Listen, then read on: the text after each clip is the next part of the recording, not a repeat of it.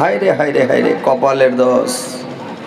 যখন বয়স্ক হয়ে যাবে তখন জামানির কথা মনে পড়বে, হায় রে জামানি, আহা কি ছিলাম, কত দৌড়ালছি, মিহি মিহি আইল দিয়া দৌড়িয়ে চলে গেছি সান করে, একটু কি দিক ওদিক হয়নি। আর যখন বয়স হয়ে যাবে, বুড়া হয়ে যাবেন, ভালো মেন রাস্তা দিয়ে হাঁটবেন তো হুটরা লাগছে, মানে পড়ে যাবে মানুষ, তখন জামানির কথা মনে পড়বে যে হায় রে জামানি কি ছিল। তো জামানিটাকে আপনি অবহেলা করে কাটিয়ে দিয়া বুড়াতিকালে যদি মসজিদে যাবেন আর কি কথা বলছেন নিজেই বুঝতে পারেন না, হাওয়া বলছেন না বাবা বলছেন, কি বলছেন না বলছেন, তখন বুড়াতিকালে মসজিদে গিয়ে কি করবেন? জামানিতে ইবাদত করেন, জামানিতে আল্লাহকে ডাকেন, জামানিতে যেটা মন সেটা, মানে জয় রিকাত মন তয় রিকাত পড়বেন, যত রাইতে মন তত রাইতে উঠে যান, তাসবিহ পড়েন, জিকির করেন, সুন্নাত পড়েন, নফল পড়েন, তাহাজ্জুদ পড়েন, আপনি কত রকমের নফল নামাজ আছে, আপনি নামাজ পড়েন, আল্লাহকে ডাকেন, ঠান্ডা পানিতে উজু করবেন, কোনো মানে আসকত আলসি লাগবে না। আর যখন বয়স হয়ে যাবে, বুড়া হয়ে যাবেন, তখন ল্যাপের ভিতর থেকে উঠতে মন করবে না, পাঞ্জাবির কাপড় সুটের হাত উঠায় যাবে না, তখন পোতারাকে কইবে রে দাদা এটা ঢেল গালালে তো তৈয়ম করে লে, কি করবো উজু করতে পারি না, তখন তৈয়ম করবেন, কি করবেন? তো জামানিকে কাজে লাগান, ওয়াজ শুনবেন, হাদিস কোরআন শুনছেন, হাদিস কোরআনগুলোকে মানার চেষ্টা করেন ভাই, কারণ হাদিস কোরআন যদি মেনে নেন আপনার ভবিষ্যৎ উজালা হয়ে যাবে। আর না হলে মরার পরে পস্তাবেন, কিয়ামতের দিন পস্তাবেন, খালি আফসোস করবে মানুষ, আর নিজের আঙুলগুলাকে চাবাবে, নিজের হাত চাবাবে, কামড়াবে আর ছিঁড়বে আর খাবে, কবজি পর্যন্ত দু হাতের নিজের হাত নিজেই চাবিয়ে খেয়ে নেবে চিড়ে চিড়ে। এটা হযরত আলীর কথা নয়, কোরআন খুলেন দেখেন, আল্লাহ কোরআনের মধ্যে বলছেন ওয়া ইয়াউমা ইয়াযুজ যালিমু আলা ইয়াদাইহি ইয়াকুলু লাইতানি তাগাইতু মা'আর রাসূলি সাবিল। সেদিন মানুষ আফসোস করবে আর নিজের আঙুল চাপাবে, নিজের হাত কামড়াবে আর আফসোস করবে আর বলবে আল্লাহ কেন আমি গুন্ডা পান্ডার সাথে চলেছিলাম, কেন আমি ভালো লোকের পথ অনুকরণ করিনি, কেন নবীর কথা শুনিনি, রাসূলের কথা মানিনি, কেন আলেম উলামার কথা শুনিনি, কেন জালসা জুলুস শুনে হাদিস কোরআন মেনে চলিনি, সেদিন আফসোস করবেন। তো কথা হচ্ছে ভাই, মরার কালে মরবেন যখন থেকে আজরাইল হাত দিয়ে দিবে তখন থেকে আফসোস শুরু, আফসোস করতে করতেই চলে যাবেন। তো কথা হচ্ছে ভাই যে এখন একটু শুধরেবার চেষ্টা করেন, একটু নামাজ পড়েন, জালসা শুনছেন, কোরআন হাদিস শুনছেন, নামাজটা পড়েন, রোজা রাখেন, হজ করেন, যাকাত দেন, তাসবিহ পড়েন, জিকির করেন, সব সময় আল্লাহকে বেশি বেশি করে স্মরণ করেন, সব সময় আল্লাহকে স্মরণ করেন। আল্লাহ বলছেন ওয়াজকুরুল্লাহ যিকরান কাসীরান, তোমরা আমাকে বেশি বেশি করে স্মরণ করো, তোমরা আমাকে সব সময় এনি টাইম স্মরণ করো, সব সময় আমাকে ডাকো। কিন্তু আল্লাহকে ডাকছেন না, সব সময় মানুষ দুনিয়ার লোভ লালসা রং চং পৃথিবীর লোভে লালসাতে মেতে আছে, পৃথিবী নিয়ে সব ব্যস্ত আছে। ব্যস্ত থাকেন না, এই পৃথিবী বেশি দিনের জন্য নয়, এই পৃথিবী ক্ষণস্থায়ী, আজকে আছেন আজকেই নাই, কখন আজরাইল চলে আসবে আপনার রূহ নিয়ে চলে যাবে, জান কবজ করে নিয়ে চলে যাবে, আপনাকে 2 ঘন্টা উপরে রাখবে না, বলবে তাড়াতাড়ি পুঁতে এসো, তাড়াতাড়ি একে দফন করো, মাটি দাও, মাটির নিচে পুঁতো, রাখবে না। আজকে বেঁচে আছেন, তাকাব্বরি করিয়েন না, ঘামান দেখায়েন না, জমিনের উপরে তাগত দেখায়েন না, ক্ষমতা দেখায়েন না, পৃথিবীটা ক্ষমতা দেখার জায়গা নয়। ফেরাউন ক্ষমতা দেখিয়েছিল, ডুবে মরে গেছে, নমরুদ ক্ষমতা দেখিয়েছিল, জুতার বাড়ি খেয়ে মরে গেছে, চলে গেছে, কারণ ধনের গোমান দেখিয়ে ওর সব মাল ধন ধ্বংস হয়ে গেছে, নিজেও ধ্বংস হয়ে গেছে। কোনোদিন পৃথিবীতে ঘামান দেখাবেন না, শক্তির গরম, লাঠির গরম, বংশের গরম, পয়সার গরম, চেহারার গরম, রূপের গরম, কিছুই দেখাবেন না। পৃথিবীটা গরম দেখার জায়গা নয়, এই পৃথিবীটা হচ্ছে ভাই মন বুঝার জন্য আল্লাহ পাক পাঠিয়েছেন। আপনি দুনিয়াতে এসে কি করছেন, আল্লাহকে চিনছেন কিনা, আল্লাহকে ডাকছেন কিনা, আল্লাহকে মানছেন কিনা, এই জন্য আল্লাহ পাক পৃথিবীতে পাঠিয়েছে ভাই। তো দেখেন, নামাজটা পড়েন, শুধরে যান, তওবা করেন, ফিরে আসেন আল্লাহর মধ্যে, যা করেছেন বারদেগার চলে আসেন। এসে এই যে আমরা এই ইসলাম ধর্মটা পেয়েছি ভাই, আজকে আপনাদেরকে আমি এই সম্পর্কেই কথা বলবো যে ইসলাম যে ধর্মটা পেয়েছেন, আমরা পেয়েছি, এই ধর্মটা পাওয়ার সময় কত কষ্ট হয়েছে।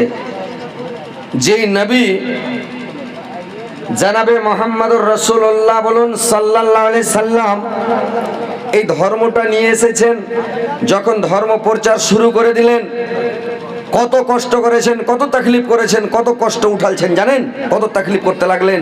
আজকে তো আমরা সুখের ধর্ম, সুখের দিন পেয়েছি। আজকে আমাদের নামাজ পড়লে কেউ বাধা দেয় না, আজান দিলে বাধা দেয় না, মসজিদে নামাজ পড়লে কেউ বাধা দেয় না, কাম ছেড়ে দিয়ে যদি একটা বেধর্মীর কাজ করেন, কাজ ছেড়ে বলেন ভাই আমি একটু নামাজ পড়বো, আপনাকে নিষেধও করবে না যে নামাজ পড়িয়েন না, নিষেধ করবে না। কিন্তু তখন কত বাধা বিঘ্ন, কত কষ্ট, কত শাস্তি, কত মায়ের পিঠ, কত আজাব, কত দুঃখ।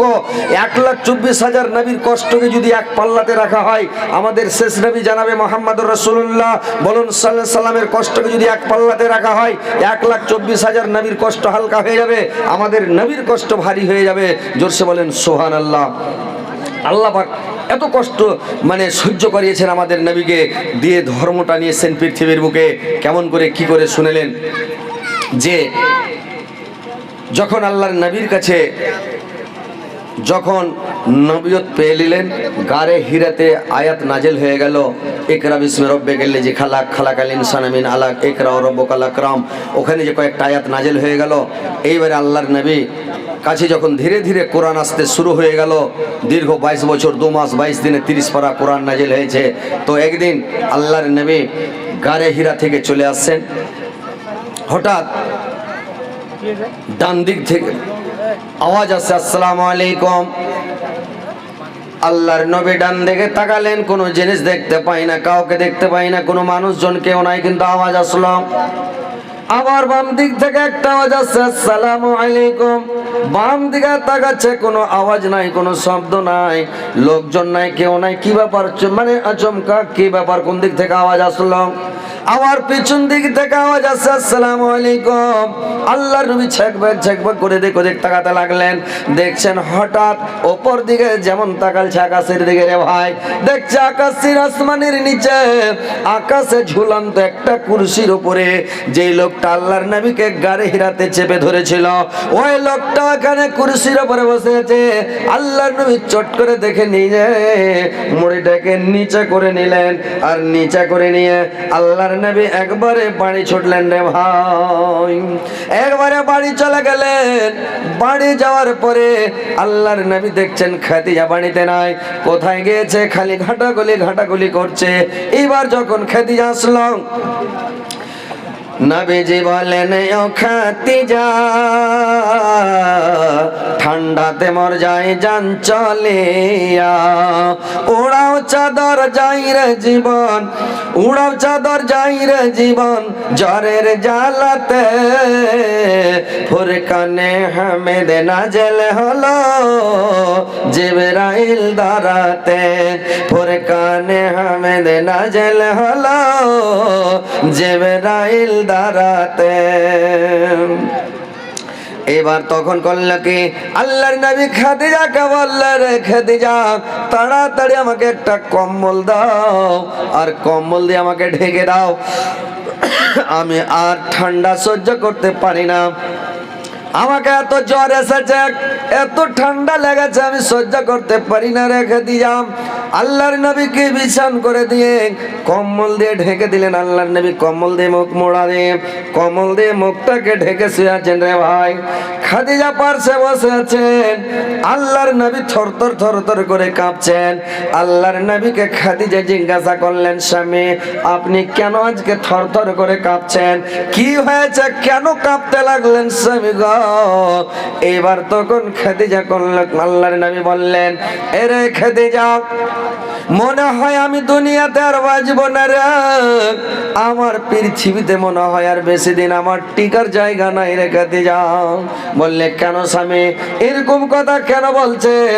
আপনার ভয় নাই, আপনি কোনো মানুষের ক্ষতি করেন না, কোনো মানুষের রাস্তা ঘেরেন না, কোনো মানুষকে আপনি দুঃখ দেন না, কষ্ট দেন না, কার্য করেন না, ফাসাদ করেন না।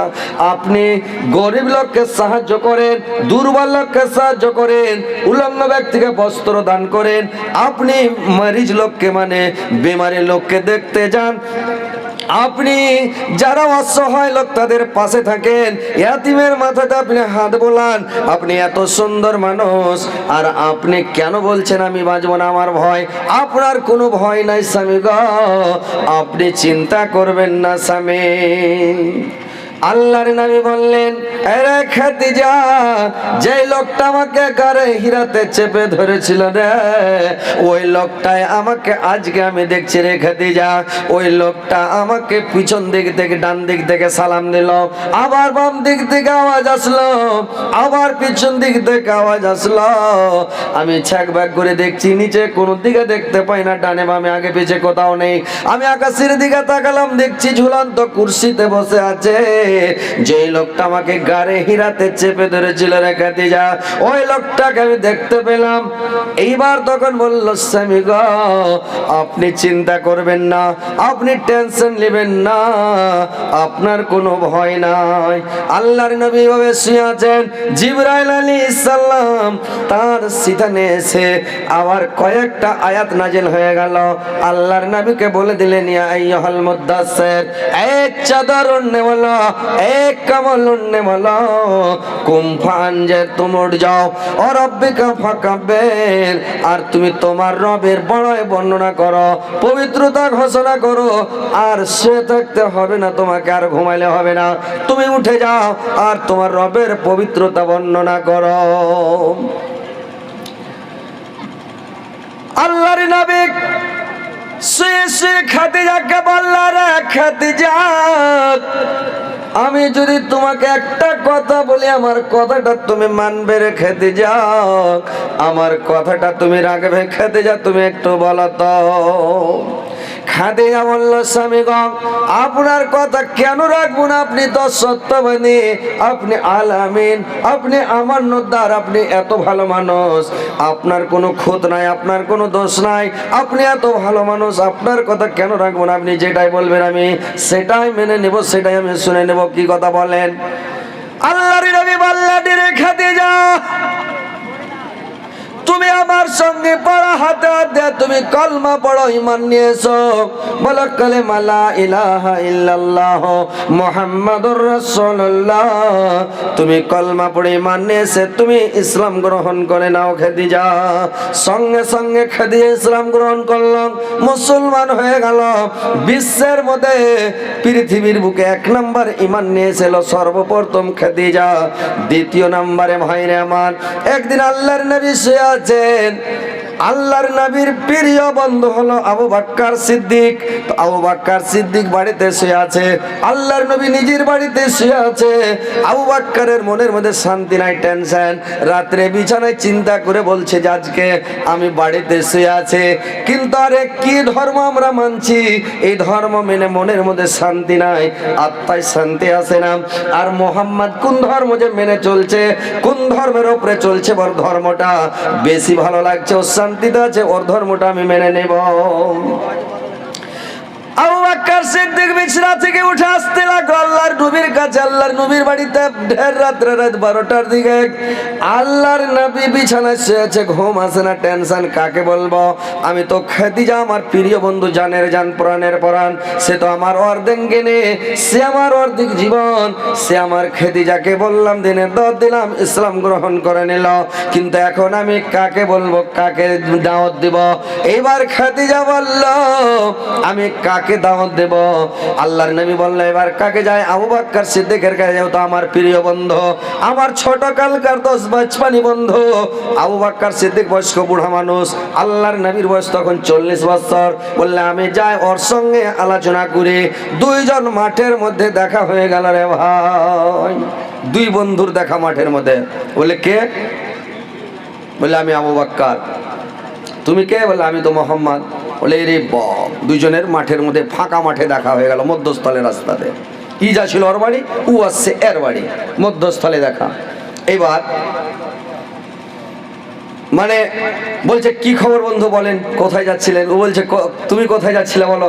বলে আপনার বাড়ি। ও বলে কি যে আমিও তো তোমার বাড়ি যাচ্ছিলাম আবু বকর। বলে কি খবর? বলে খবর এরকম এরকম ব্যাপার।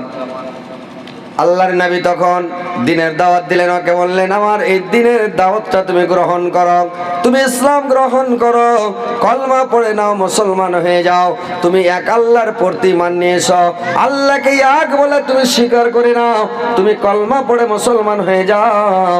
সঙ্গে সঙ্গে কলমা পড়ে আবু বকর সিদ্দিক ওখানে মাঠের মধ্যে রাত্রিবেলায় কলমা পড়ে মুসলমান হয়ে গেল রে ভাই। তৃতীয় নম্বর এক, তাদের বাড়িতে ছিল বাড়ি হযরত আলী, আল্লাহর নবীর বাড়িতে থাকতো, আল্লাহর নবীর বাড়িতে খেত, আর বাড়িতে পালা পূজা হতো। এইবার আল্লাহর নবী দেখছে যে আল্লাহর নবী মানে কি করে ইবাদত বান্দেগি করে, তাসবিহ জিকির পড়ে, খাদিজা তাসবিহ জিকির করে, হযরত আলী দেখছে যারা তাসবিহ জিকির পড়ছে, কি ইবাদত বান্দেগি করছে, তো আমাকে ভালো লাগছে। আল্লাহর নবীকে বলছেন আপনি কি ধর্ম মানছেন, কোন ধর্মের উপরে আছেন, আমাকে একটু বলেন, আপনাকে দেখে আমাকে ভালো লাগছে। এইবার তখন করলো কি, হযরত আলীকে যখন আল্লাহর নবী দিনের দাওয়াত দিলেন, হযরত আলী বলেছে কি, মেরেছে দৌড় এক সারপাটে, যে আমার বাবার কাছে আমি দৌড়িয়ে চলে যাব। আবু তালেবের কাছে মানে দৌড় মেরেছে যে আমার বাবাকে বলে দেখে, বললে শুনো হযরত আলী শুনো, এখনো তোমার বাবাকে বলার টাইম হয়নি, তোমার মনে যদি চাই, তোমার দিলে চাই যে আমি ইসলাম গ্রহণ করব, কলমা পড়ব, তুমি কলমা পড়তে পারো, আর যদি তোমার মনে না চাই কলমা পড়িও না, কিন্তু এখন পর্যন্ত তুমি কাউকে বলিও না, কাউকে জানাইও না। এখন চুপে চুপে আমি ধর্ম প্রচার করছি, আমার লোক নাই, জোর নাই, আমার পিছনে আমার বাহা শক্ত নাই, আমি এখনো মজবুত হতে পারিনি, খবরদার যেও না, দাঁড়াও, তোমার মন হলে ইসলাম গ্রহণ করো, কলমা পড়ো, নাহলে করিও না, কিন্তু দাঁড়াও। এইবার হযরত আলী ঘুরে আসলো, রে মন কি হলো, বলছে পড়ি হলেন কলমা, মুসলমান হয়ে যাব, আমি মেন নিয়ে চলে আসবো, আপনি পড়ান। এবার হযরত আলী মুসলমান হয়ে গেল। ওর বাড়িতে একটা ছিল মানে চাকর, তার কিনা গোলাম জায়েদ, ও ঈমান নিয়ে চলে আসলো। এ করতে করতে দুজন চারজন করতে করতে 40 জনের মতো ঈমান আনলো রে ভাই, নিজের বন্ধু বান্ধব, নিজের আত্মীয় স্বজন, নিজের লোকগুলো। এইবার 40 জনের মতো যখন লোক ঈমান নিয়ে আসলো, আল্লাহ পাকে আয়াতটা নাজিল করে দিলেন, ও আনজার আসিরাতাকাল আকরাবিন, হে নবী তুমি তোমার নিকটবর্তী আত্মীয়দেরকে তুমি দাওয়াত দাও, তাদের কাছে দিন পৌঁছাও, তাদেরকে বলো, তাদেরকে ডাকো, তাদেরকে দিনে আসার জন্য আহ্বান করো, তুমি দাওয়াত দিতে শুরু করো। এবার আর চুপে চুপে আর প্রচার করতে হবে না, তুমি ডাইরেক্ট প্রচারে নেমে যাও। আল্লাহর নবী ডাইরেক্ট প্রচারে নেমে গেলেন। আল্লাহর নবী করলেন কি, পাহাড়ে সাফা পাহাড়ের উপরে উঠে গিয়ে তার বংশধরকে ডাকতে লাগলেন, ইয়া সাবাহা ইয়া সাবাহা বলে। যখন ডাক দিতে লাগলো, তার বংশধরেরা চলে আসলো, জিজ্ঞাসা করলো কি ব্যাপার, কেন আমাদেরকে ডেকেছেন বলেন। আল্লাহর নবী বললেন, আমি এই জন্য ডেকেছি যে আমি যদি তোমাদেরকে বলি আমার পিছন দিক থেকে পাহাড়ের দিক থেকে তোমাদেরকে আক্রমণ করার জন্য সূত্রের দলেরা, গুন্ডার দলেরা তোমাদেরকে আক্রমণ করার জন্য আসছে, তোমরা আমার কথাটা মানবে কি বলো তো? এরা বললো কেন মানবো না, তুমি তো আল আমিন আমানতদার, তুমি সত্যবাদী, কোনোদিন তো তুমি মিথ্যা কথা বলো না, তোমার মুখ দিয়ে মিথ্যা কথা বের হয়নি, জীবনে কোনোদিন মিথ্যা কথা শুনি নাই, যেটাই বলবে আমরা মেনে নেব। বললে তোমরা এক আল্লাহকে বিশ্বাস করো, তোমরা আল্লাহর উপরে ঈমান নিয়ে এসো, তোমরা এক আল্লাহকে ডাকো, আর তোমরা আল্লাহর উপরে ভরসা করো, কিয়ামত বলে ভয় করো, আর জাহান্নাম বলে ভয় করো, তোমরা আল্লাহকে বিশ্বাস করো। এই কথা যেমন দু একটা কথা বলতে লাগা রে ভাই, আবু লাহাব করেছি একটা পাথর উঠিয়ে নিলেন, আর পাথর উঠিয়ে আবু লাহাব এক পাথর ঝাড়লেন আল্লাহর নবীকে, একটা পাথর মেরে দিয়ে বলল, তাব্বান লাকা ইয়াসাইরুল ইয়াউম আলাইহি জামাতানা, তুমি কি এই জন্য আমাদেরকে জমায়েত করেছো, এই জন্য কি তুমি আমাদেরকে ডেকেছো, তোমার সারাটা দিন বরবাদ হোক, তুমি ধ্বংস হও, তুমি বরবাদ হও, তোমার দুইখানা হাত নষ্ট হোক। আল্লাহর নবীকে যখন পাথর ছুঁড়ে মারল, আল্লাহর লোকজন সব চলে গেল, আল্লাহর নবী সেখান থেকে নামলেন। আল্লাহর নবীর কাছে তখন আয়াত নাজিল হয়ে গেল, তাব্বাত ইয়াদা আবি লাহাব ওয়া তাব, ধ্বংস হোক আবু লাহাবের দুইখানা হাত, নিপাত যাক, সে ধ্বংস হোক। নবী তোমাকে বলেছে ধ্বংস হোক, নিপাত যাক, নবীর দুইখানা হাত ধ্বংস হোক, তোমার হাত ধ্বংস হবে না, আবু লাহাবের দুইখানা হাত ধ্বংস হবে, আবু লাহাব নিজে ধ্বংস হবে। বলছেন মা আগনা আনহু মালুহু ওয়া মা কাসাব, মানে আবু লাহাব বলেছিল যদি মোহাম্মদ সত্যকারের নবী হয়, অরিজিনালের নবী হয়, তাহলে আমি আল্লাহকে আমার ধন সম্পদ টাকা পয়সা যত যা আছে সব দিয়ে দিব, আমার সন্তান সন্ততিকে দিয়ে দেব, আমি জাহান্নাম থেকে বেঁচে যাব। আর যদি মোহাম্মদ অরিজিনালের নবী না হয় তাহলে আমার তো কোনো ভয় নাই, বালাই নাই, কোনো চিন্তা নাই, নো টেনশন। এই কথা যখন বলল, আল্লাহ পাক আবার তারপর আয়াত নাযিল করে বলে দিলেন মা আগনা আনহু মালুহু ওয়া মা কাসাব, যে আবু লাহাবের ধন সম্পদ সন্তান সন্ততি কোনো জিনিস তার কাজে আসেনি, তার উপকারে আসেনি, সব পৃথিবীতে ধ্বংস হয়ে গিয়েছিল রে ভাই। আর আবু লাহাব মরার সঙ্গে সঙ্গে জ্বালান্ত দাও দাও করা আগুনে প্রবেশ করবে রে ভাই। আবু লাহাব সেদিন থেকে ওইখান থেকে পাহাড়ের কাছ থেকে পাথর মেরে যে আসলো, এসে সেদিন থেকে আবু লাহাবের দুশমনিটা বেড়ে গেল, শত্রুতা বেড়ে গেল, আল্লাহর নবীর সঙ্গে দুশমনি শুরু করে দিল। আল্লাহর নবীর দুটা বেটি ছিল, একটার নাম উম্মে কুলসুম, একটার নাম রুকাইয়া। এই দুটা বেটিকে আবু লাহাব বহু করেছিল। আবু লাহাবের দুটা বেটা ছিল, একটার নাম ওতবা, একটার নাম ওতাইবা। ওতবা আর ওতাইবার সঙ্গে বিয়ে দিয়েছিল উম্মে কুলসুম আর রুকাইয়ার। এইবার আবু লাহাবের দুশমনিটা কেমন ভাবে বেড়ে গেল ভাই, দেখেন যে আল্লাহর নবীর সঙ্গে শত্রুতা দুশমনি কেমন ভাবে করতে লাগলো। আবু লাহাব বলল ওর বেটা দুইটাকে শুনো, নবীর ব্যাপারে, নবীর কোন ব্যাপারে ধর্ম, নতুন ধর্ম প্রচার করেছে, বাপ দাদার ধর্মকে ত্যাগ করে নিজের বাপ দাদার ধর্মকে ছেড়ে একটা নতুন ধর্ম প্রচার শুরু করেছে। আজকে নবীকে, নবীর বেটি দুটাকে আর বাড়িতে রাখা যাবে না, নবীর বেটি দুটাকে বাড়ি থেকে বের করে দাও, তাড়িয়ে দাও। কিন্তু শুধু তাড়াতে হবে না, তাদেরকে মেরে পিঠে একবারে সাজা শাস্তি করে তাদেরকে, মানে খুব পিটার পরে তারপরে তাদেরকে নবীর সামনে ঘাড় ধাক্কা দিতে দিতে, গলা ধাক্কা দিতে দিতে বাড়ি থেকে মানে টেনে বের করে দাও। ছেলে ওতাইবা সেটাই করল। রুকাইয়া আর উম্মে কুলসুমকে এত মারলো রে ভাই, এমন মারলো, কেমন মারে ভাই আমার। কাচের বোতলের মধ্যে গরম পানিকে ভরে দিল, একবারে ফুটান্ত টকবগা পানি, ওই কাচের বোতল দিয়ে মারে। আর যেখানে বোতলটা ধরেন মাংস ফুলা হাড্ডি ছেড়ে উঠে যায়, যেখানে ঠেকে ওখানে যেখানে সেখানে ঠেকিয়ে সারা শরীরের আকার আকৃতিকে পাল্টে দিল, এমন মায়ের মারল। মুখটা ফুলিয়ে দিল, সারা শরীরকে ফুলিয়ে এমন ভাবে মার দিল যে তাদের আকার আকৃতি দেখা যায় না রে ভাই।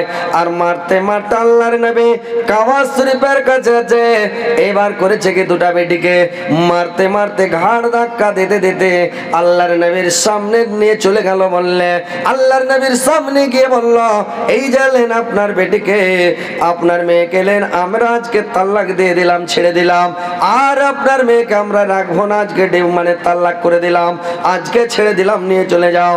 আল্লাহর নবী বেটির মুখের দিক দেখে, চেহারার দেখে দেখে সুবহানাল্লাহ, আল্লাহর নবীর চোখে পানি থামে না, ঝড় ঝড় করে আল্লাহর নবীর চোখ দিয়ে পানি বের হতে লাগলো। পৃথিবীতে এরকম কোন মানুষ আছে ভাই আমার, যে জামাই যদি বেটিকে মারে পৃথিবীর কোন মানুষ বরদাস্ত করতে পারবে না, সহ্য করতে পারবে না রে ভাই। যে মানুষ যখন বেটিকে মানুষ করে, কত কষ্ট করে মানুষ করে ভাই বলুন, নিজে খাইরা বেটিকে খাওয়ায়, বেটিকে খাওয়ায়, কত বাপ রিক্সা চালায়, ভাত চালায়, মাটি কাটে, লেভারি করে, জন কাটে, ছেলে পেলেকে মানুষ করে, কত কষ্ট করে বেটির বিয়ে শাদী দেয়। জামাই বেড়াতে আসলে জামাইকে কত আদর করে মুরগা খিলায়, ডিম সিদ্ধ করে খিলায়, কত খাদ পানি করে, আনাসা তুলে খিলায়, কত আদর করে যত্ন করে, নতুন নতুন বিছান দেয়, নতুন কাপড় দেয়, কত আদর করে যত্ন করে জামা কাপড় দেয়, জামাইকে আদর করে করে জিনিস দিয়ে পাঠায়, মানে জামাইকে আদর করে আমার বেটিকে ভালোবাসবে। আমার বেটিকে মারবি না, গালি দিবি না। যদি আমার বেটি ভুল করে, আমার বেটি কোনো যদি ভুল করে দেয়, অন্যায় করে দেয়, আমার জামাই ক্ষমা করে দেবে। আমার জামাই ভালোবাসবে বলে জামাইকে কত ভালোবাসে, জামাইকে কত আদর করে, নিজের বেটি থেকেও বেশি আদর করে মানুষ জামাইকে। কেন? যে আমার বেটিটা সুখে থাকবে, শান্তিতে থাকবে। আর যদি জামাই বেটিকে মারে, বাবা শুনে না, বাবার কলজা খান খালি লাফাবে রে ভাই। পৃথিবীর কোনো বাবা সহ্য করতে পারবে না, বরদাস্ত করতে পারবে না যে আমার মেয়েকে মেরেছে। কত মেরেছে, কিভাবে মেরেছে, বাবা সহ্য করতে পারে না। আল্লাহর নবী কাঁদতে লাগলেন, হায় রে মা, আমি তোমাদেরকে কত কষ্ট করে মানুষ করেছি, একটা চড় মারিনি, একটা গালি দিলি, একটা ধাওয়া দিলি। মেয়ের মর্যাদা আল্লাহ পাক দিয়েছেন, বেটির মর্যাদা আল্লাহর নবী বলেছেন এত মর্যাদা, যার 7 বেটি তার বাপ জান্নাতে, যার 6 বেটি তার বাপ জান্নাতি, যার 5 বেটি তার বাপ জান্নাতি, 4 বেটির বাপ জান্নাতি, 3 বেটির বাপ জান্নাতে, 2 বেটির বাপ জান্নাতে, যার একটা বেটি আছে তার বাপ জান্নাতে, যার বেটি নাই তার চিন্তা ভাবনা আছে রে ভাই, যার বেটি নাই তার ভবিষ্যৎ কি আছে আল্লাহ জানে, কিন্তু বেটির বাপ হচ্ছে জান্নাতে। এত বেটির মর্যাদা দিয়েছেন, বেটিকে কত আদর করে মানুষ করে, কত সহাগ করে মানুষ করেন।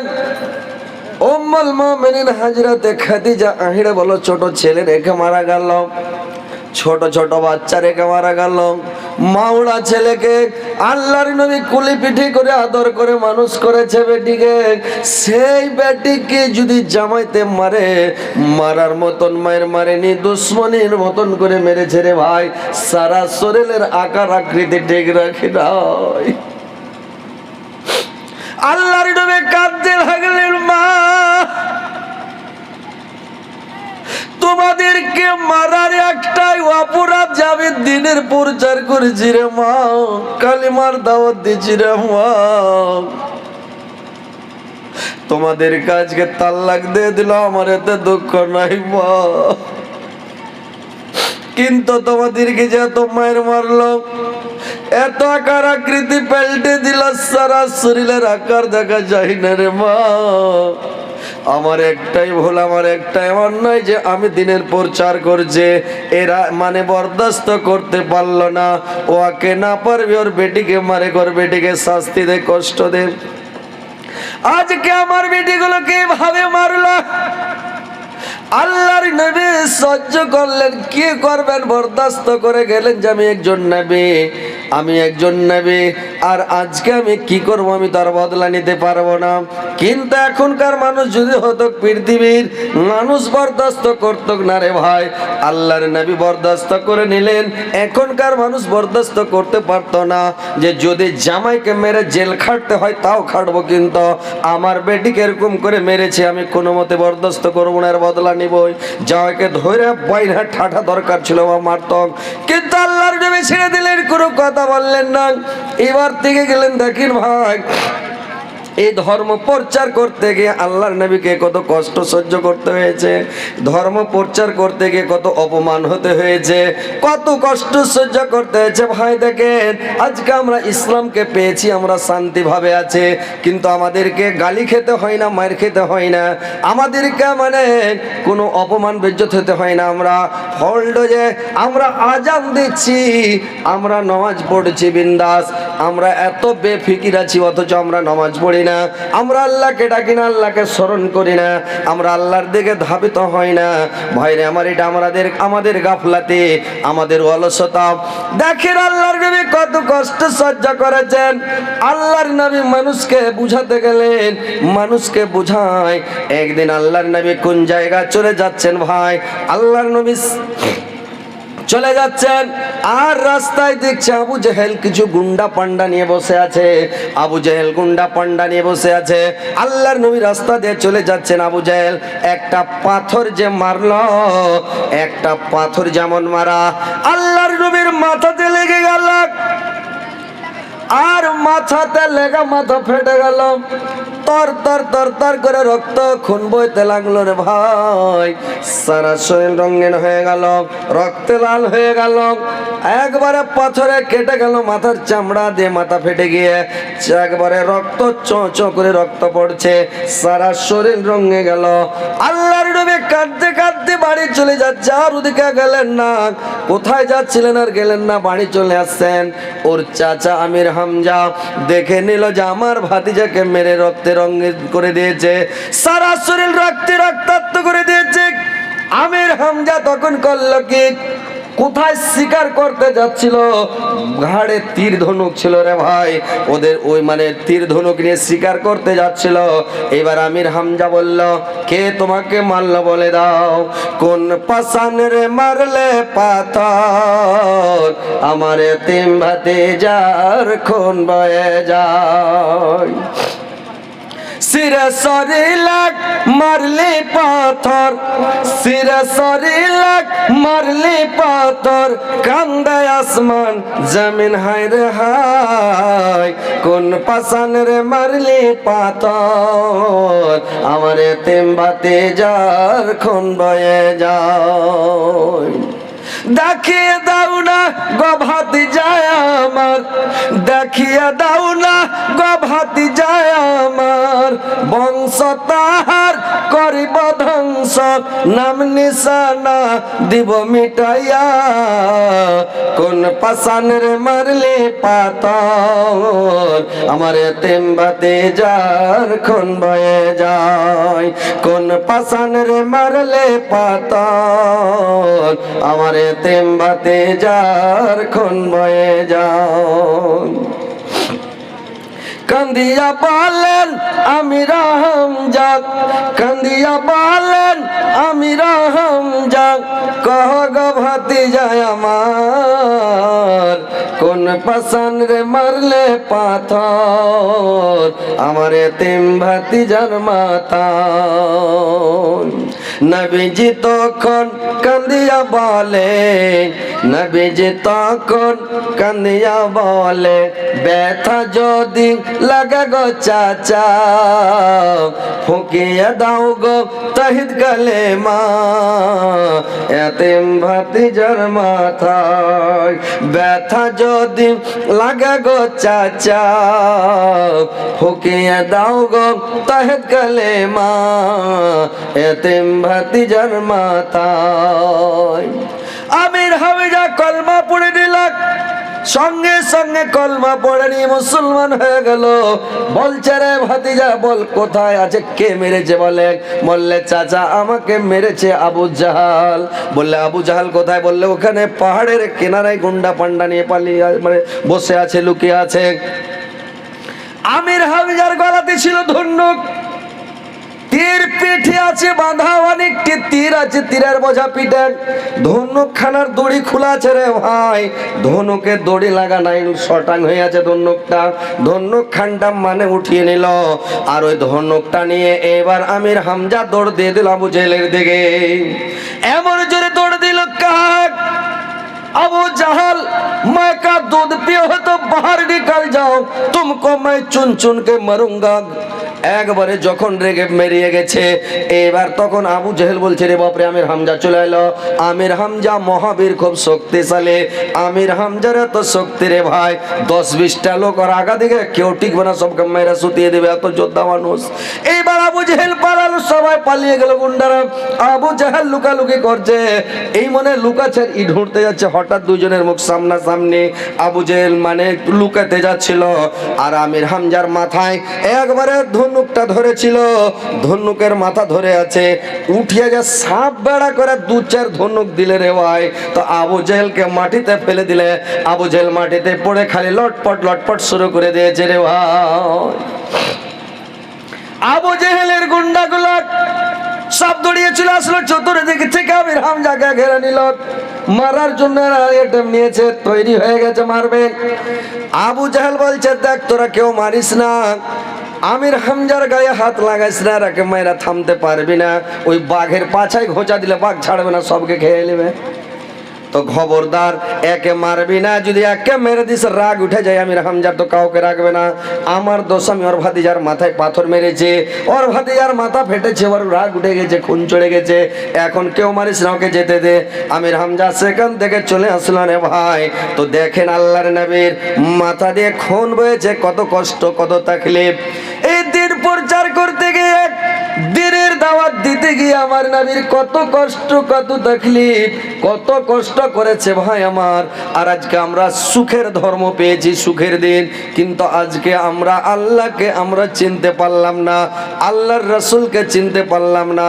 আল্লাহর ইবাদত বান্দেকে ছেড়ে দিয়ে, নবীর সুন্নাতকে ছেড়ে দিয়ে আজকে আমরা বেধর্মের অনুকরণ, বেধর্মের অনুসরণ করছে। আজকে আমেরিকার বেশভূষা নিয়ে মানুষ চলছে, আজকে মানুষ বেধর্মের ড্রেস পরছে, আজকে মানুষ বেধর্মের মতো চয় চলন।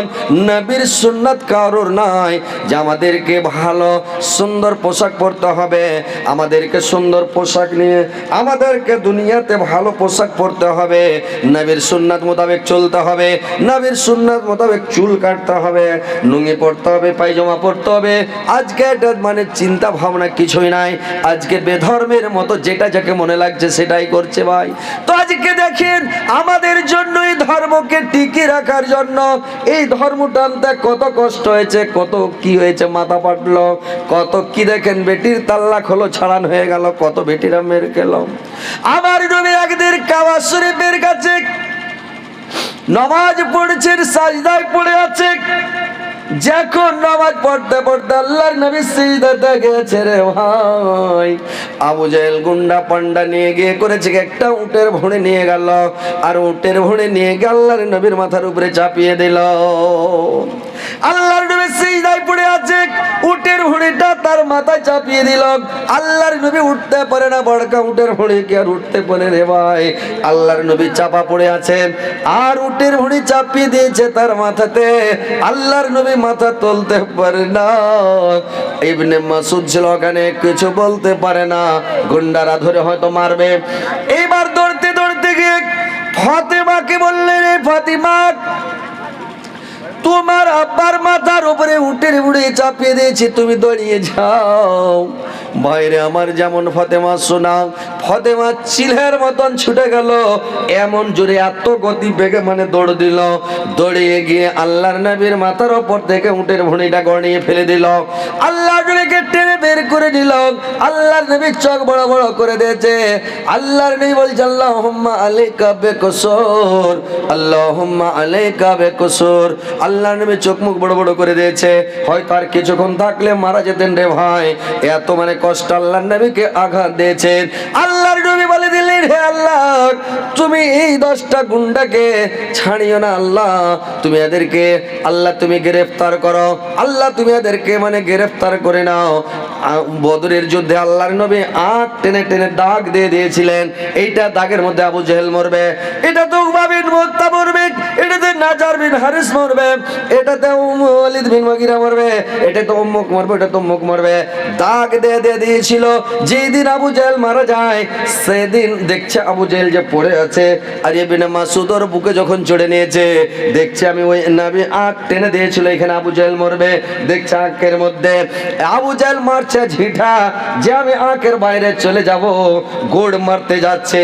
ফেরেশতারা দেশকে এমন করে চেপে ধরেছে, নবীর কথা রদ হবে না, নবী যেটা বলেছে আল্লাহর দরবারে কবুল হয়ে গেছে, কারেন্টের মতো দাগের বাইরে যেতে পারবে না।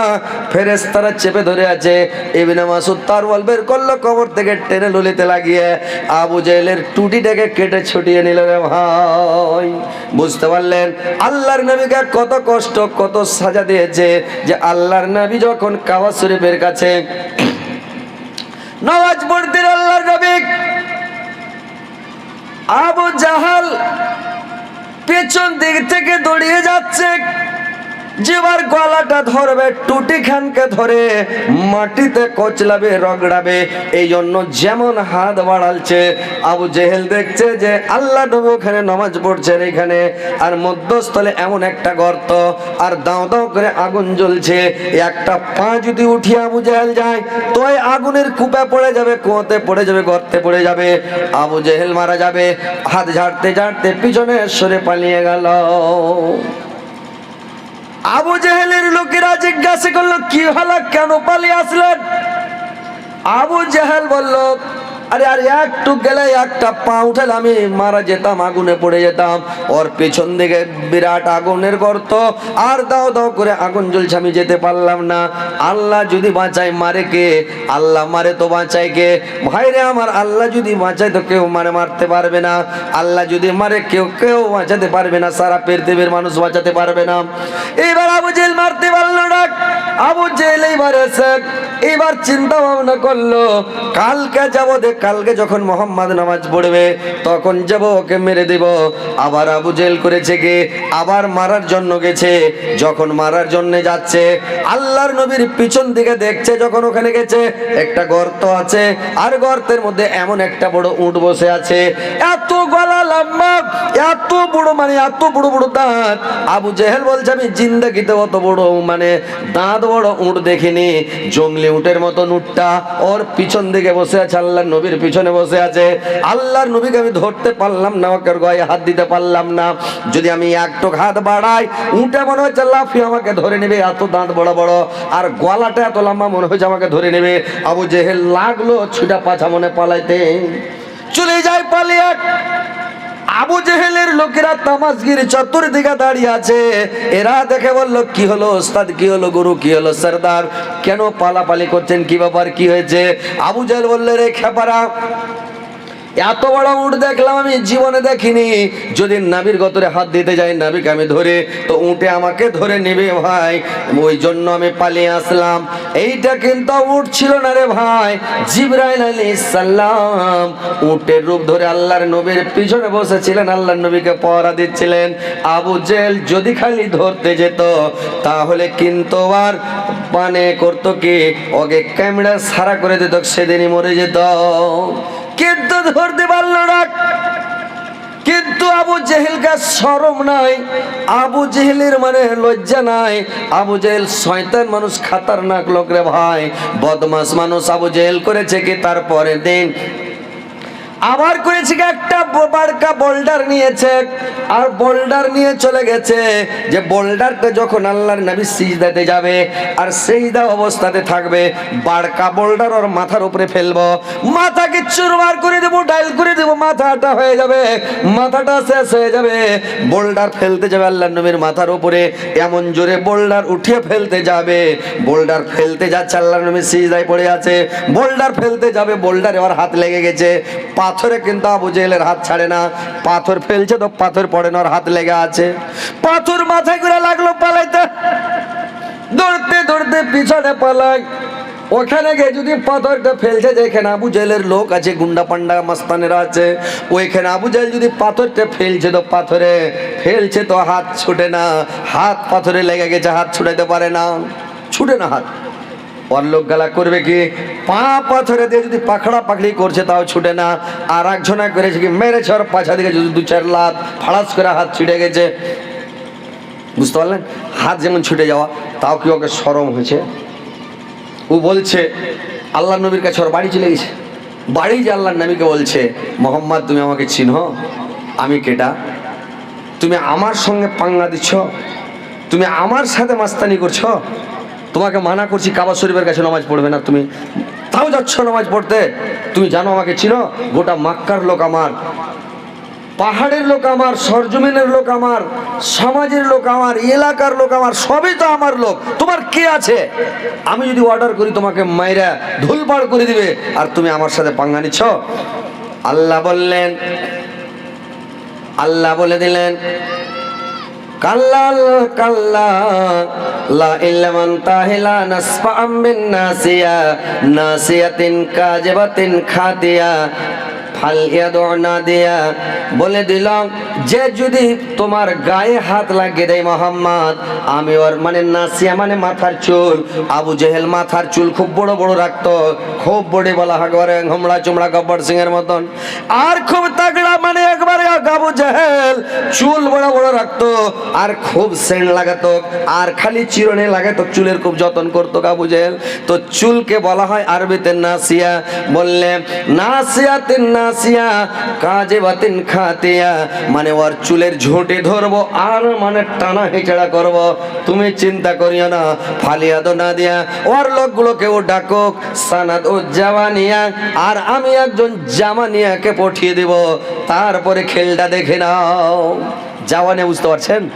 আরবি মানে তো পাবলিক আপনারা বুঝতে পারবেন না। জামানিয়া বলা হচ্ছে 19টা 7টা জাহান্নাম, 7টা জাহান্নামে 19টা দারোগা আছে, আর 19টা দারোগাকে জামানিয়া বলা হয়। ওই 19টা দারোগাকে জামানিয়া বলা হয়, আর 19টা দারোগা হলো জামানিয়া।